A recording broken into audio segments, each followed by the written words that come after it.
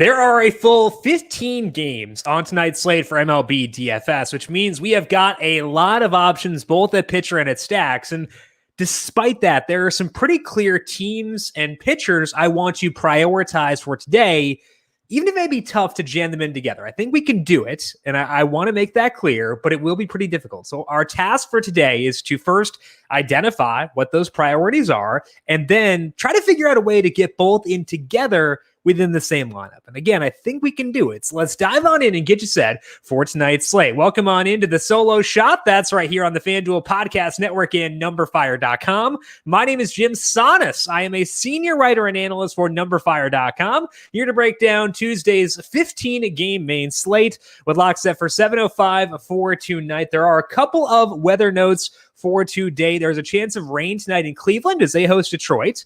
It doesn't look super concerning, but it is enough where I would check back on that one later on.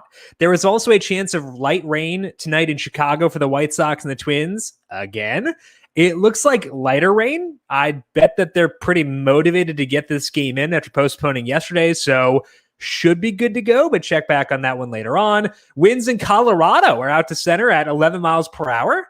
That's fun. It's an upgrade to bats for the Rockies and the Pirates, and it is just 63 degrees in Oakland for the A's and the Rangers. That is a bigger discrepancy from other temperatures than usual because a lot of places warmer than usual for today. So Oakland being still 63 degrees means it's going to be pretty tough to get to bats for the A's and the Rangers. I'm not saying cross them off because the A's are a very good offense and a good matchup, but you should account for that and downgrade them a pretty significant amount. We'll give updates on the weather and talk more about this slate because there is a lot to break down today on the 4 p.m. stream.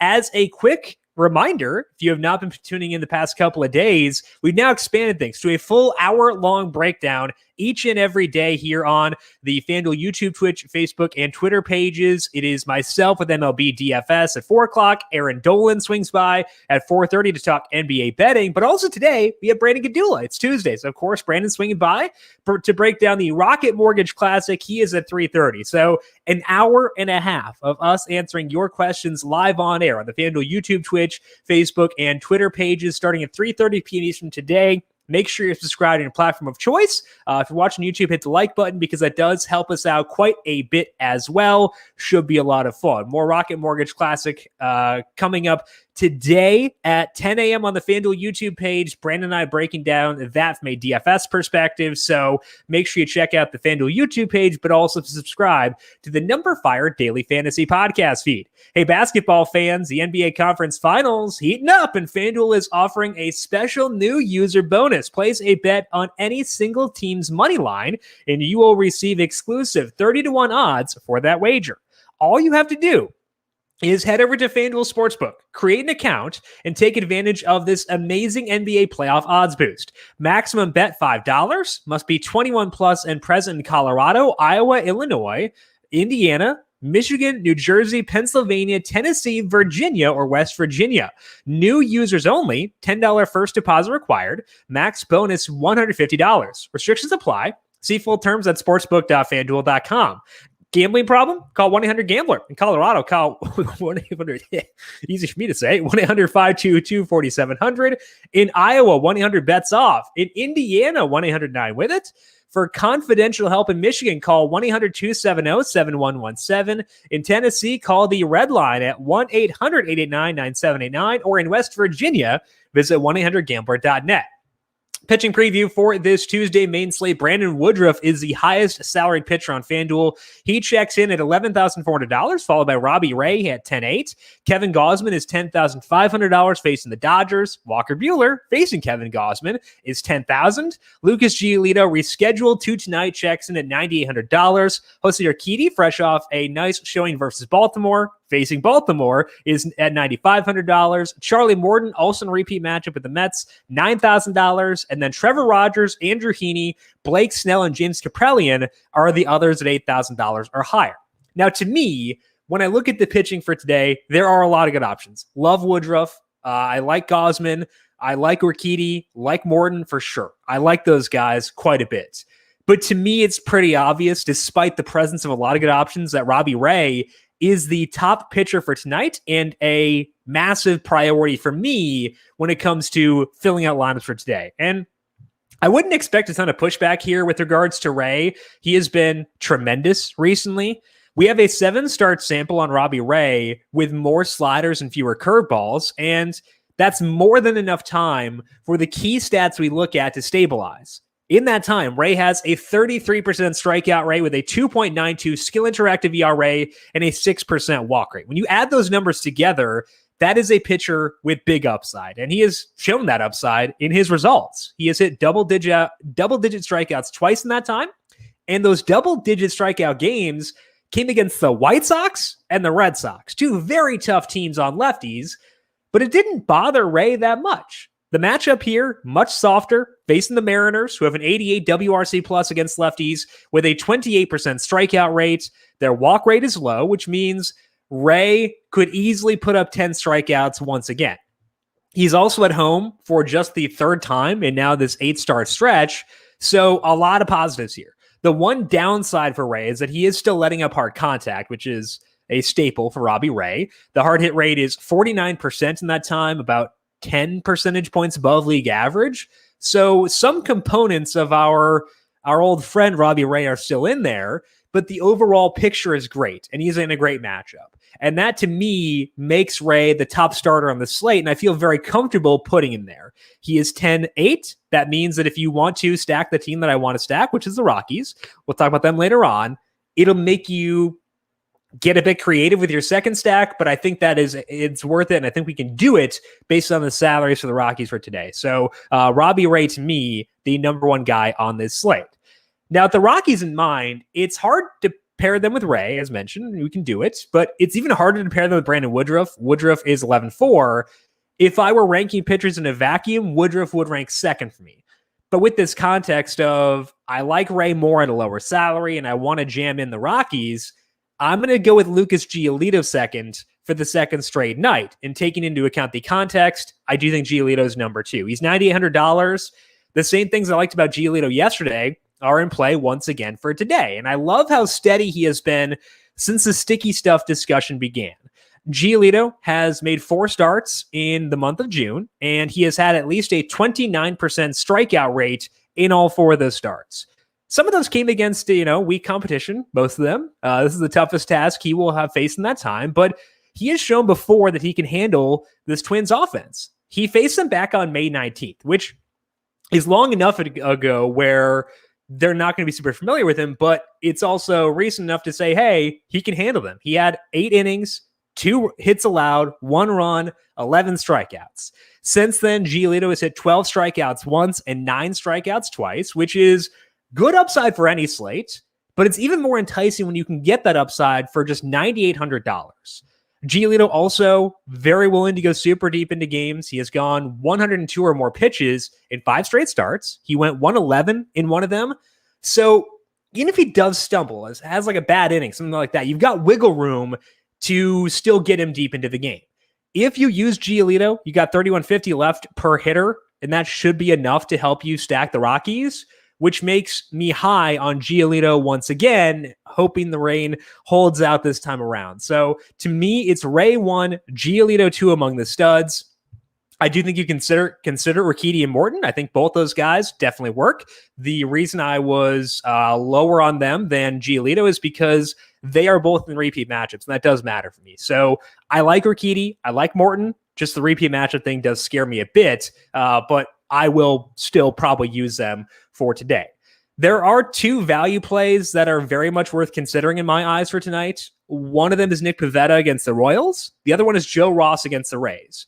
I like both these guys a decent amount, and I'll likely honestly use both tonight to get more exposure to Coors Field. So very dissimilar to last night where I was kind of just Freddie Peralta once Giolito got rained out, but I'm willing to use a couple of guys for tonight. If I had to give the edge to one of the value plays, I would go with Pivetta. And the big reason for Pivetta is the matchup. He is facing the Royals, whereas Ross is facing the Rays.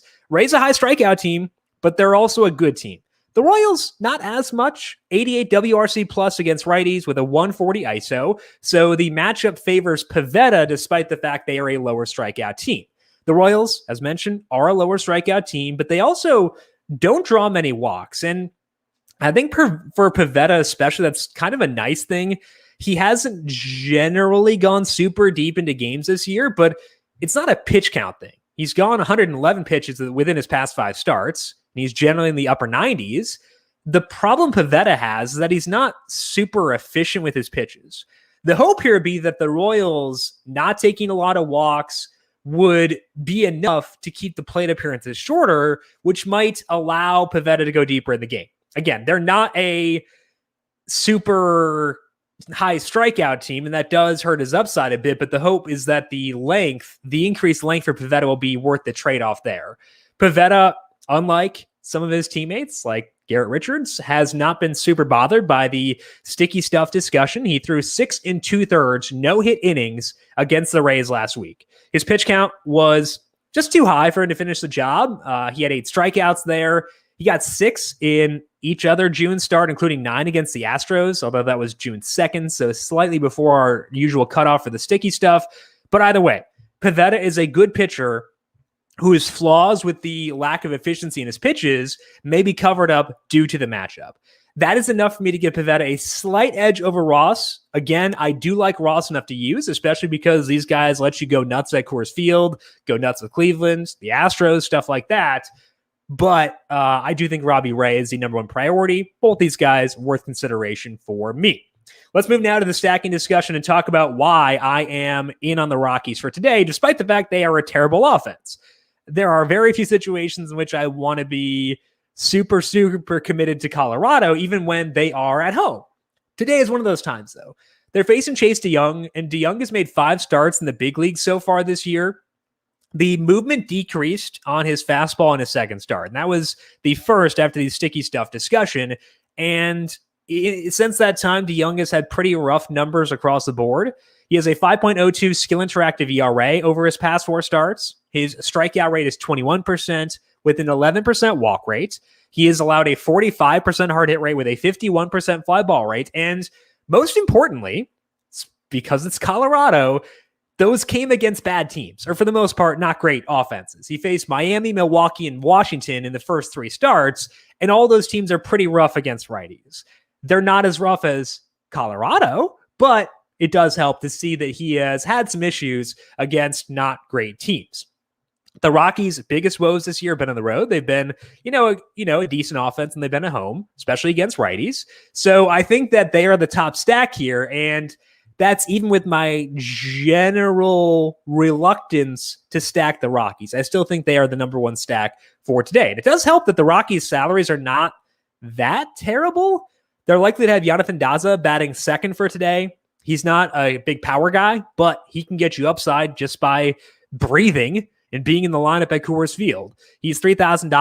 Raimel Tapia, Brendan Rodgers are both $3,600 or lower. So they're still a bad offense, and I do want to get to Ray, but in this spot, given the not terribly restricted salaries, given that Ray is 10.8 instead of like 12,000 or something, I think we can make it work, and I'd like to try to do so. We'll talk about some value plays to make it a bit easier throughout the podcast later on.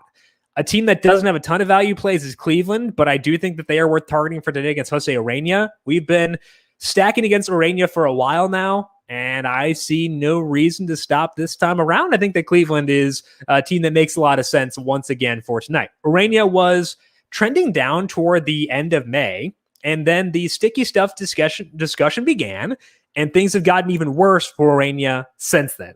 He's up to 4 starts since that happened. He has a 6.51 skill interactive ERA with an 8% strikeout rate, 8 single digits, and a 12% walk rate, which means Urena is letting up the ball in play 80% of the time. 42% of those balls in play have been hard hits, and his fly ball rate is 34%. Now, that is still better than average, the fly ball rate at 34%, but it's higher than it was, and it's higher than it needs to be for him to get by as a pitcher.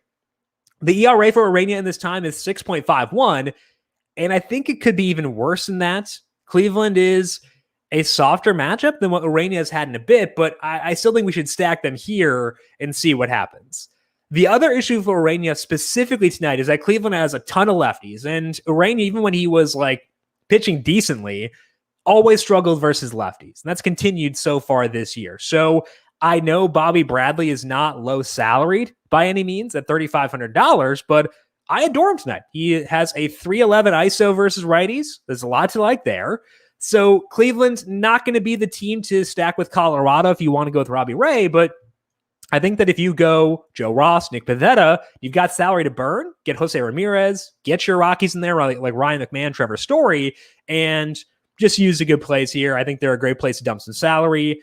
The salary savers are Ahmed Rosario and Harold Ramirez, both righties, but they do deserve to be in a rotation for stacking, despite the fact they will not have the platoon advantage over Urania for tonight. The Padres are facing Tony Santillan in Cincinnati, and that is a massive park factor upgrade for San Diego. But I also think Santillan is worth targeting with stacks in general, which puts me on the Padres for today. The big reason I want to second Santillan is the contact profile. He's actually getting strikeouts. His strikeout rate is 25% through 3 starts. He got 8 his last time out, which is a lot higher than I generally want to deal with from a stacking perspective. But Santillan is letting up a lot of loud outs. He has allowed a 49% hard hit rate with a 51% fly ball rate, and those issues seem to be true in AAA as well because his fly ball rate there was 44%. The Padres just saw Santillan 2 weeks ago. In that game, Santillan lasted 3 innings. He let up 3 runs with 2 home runs allowed. His swing and strike rate was 5.7%. So yeah, the good game Santillan had last week does matter, and I'd expect him to be a guy who does get strikeouts in general. I'm just not sure that'll be enough here, given all the issues he has had with hard contact. So I do like the Padres quite a bit as a stacking option, and they weirdly have some salary savers. I talked about this a bit last week, but I'm betting on a Trent Grisham bounce back here pretty soon. He got moved down the order last week, but since returning, his ISO is still 245. Very good number. He had 3 doubles on Sunday, so he's not hitting the ball like as hard as he was before he got hurt, but he's in Cincinnati. He might be moved back up in the order. He hit second on Sunday. I'd expect pretty big things in this series for Trent Grisham, and I like him a lot here at $3,000. He's $3,000. Will Myers is $25,000. Tommy Pham is $3,000. If you want to use Eric Hosmer, he's $27,000. I don't know. I'll talk myself into that one, but the Padres, pretty easy team to stack, whether you're going Ray, Woodruff, anyone else, and potentially a good stacking partner with the Rockies for tonight, which is weird, but I do think that is the way things break for right now. Let's head to things to watch for today and talk through a couple more stacks on a fairly large slate. There is, as of right now, no official word on who will start for the Orioles against the Astros tonight. It could be Travis Lakins, and Lakins went 4 innings last week. Kind of seems like they might be stretching him out. It was 5 days ago. I'd be fine stacking against him if it's confirmed that he'll start. He's not a big strikeout guy. He doesn't get a ton of ground balls. He's now being stretched out potentially. So if it is Lakins the starter, the Astros would rank 3rd for me for stacking behind the Rockies and Cleveland. Though once you consider the salary savings, realistically, the Padres would wind up being higher. So the Astros, after considering salaries, might still be 4th, but very much a team I'm expecting to be in on for today. I think the Braves could be a good spot for some value tonight. They're facing Tyler McGill, and I think McGill is interesting. He had good numbers in the minor leagues. Didn't have a terrible start last week. The problem is that he's facing the Braves for a 2nd consecutive start. They seem to be seeing him decently well the first time, and the game is in Atlanta, which is a good park for hitting. So the core 4 value plays here, Abraham Almonte, Austin Riley, Dansby Swanson, William Contreras, they're all still $3,000 or lower. So I think that definitely works. And I think that between the Braves, Padres, etc., we should have enough value to get to the Rockies with Ray for today, and I'd like to do so. So if you're looking for value, Padres are good, Braves are good, as far as like teams that are just overflowing with value and good high upside value for today. Finally, I'm probably going to get questions on the Red Sox tonight, and I am in on them. I think that they definitely work. It's just tougher for me to get there realistically when stacking the Rockies with Ray or Giolito. But if you're not going Rockies, the Red Sox work, or if you want to go with Nick Pivetta, Joe Ross, the Red Sox work there too. I would also say that for one-offs, both Hunter Renfroe and Michael Chavis are interesting value plays. Renfroe just keeps on hitting dingers, even against righties, so I'm on board with him there. Chavis might hit leadoff at $2,400. Pretty good numbers in AAA before he got re-promoted. So if they allow you to get to Coors plus Ray, then I'd bump them on the up on the list. So check out the Red Sox lineup. If Renfroe and Chavis are in good spots in the order, I'm on board as one-offs or like a mini stack or maybe a full stack too. So the Red Sox, to me, definitely worthy of consideration for today. Just the salaries push them a bit lower on my list. Let's finish up here with some dinger calls for today. It is Dinger Tuesday, so why not? As always, one boring one and one fun one. The boring one, kind of like a higher profile guy who, not super out there to predict they'll go yard. I would say Shohei Ohtani, but that might be too boring even for the boring section. So I'll go with his teammate, Jared Walsh, facing Jameson Taillon. Taillon has had some issues with fly balls and hard contact recently. He cut back on his slider usage 10 starts ago, and in that time, 45% hard hit rate with a 45% fly ball rate. So I'll go Jared Walsh as my boring pick for today. And the fun one is a guy we talked about before. That is Trent Grisham. He is facing Tony Santillan in Cincinnati. Good park for hitting. Grisham, I am expecting to bounce back here pretty fast. So the two dinger calls for Dinger Tuesday, Jared Walsh and Trent Grisham for tonight. That is all that we have here for today on the solo shot. But as mentioned, back here later on, 10 a.m. Eastern on the FanDuel YouTube page, going through this week's Rocket Mortgage Classic with Brandon Gadula. Then Brandon is live with you at 3:30 p.m. on the FanDuel YouTube, Twitch, Facebook, and Twitter pages. I'll swing by at 4 p.m. to talk MLB DFS. Aaron Dolan is live at 4:30 to talk NBA betting. So a lot of good stuff here, whether it be on the FanDuel YouTube, Twitch, Facebook, or Twitter pages, or on the numberFire Daily Fantasy Podcast feed. Make sure you are subscribed. And also, if you like what you hear, leave us a rating and review. If you have questions for me, I am on Twitter at JimSannes, JimSannes.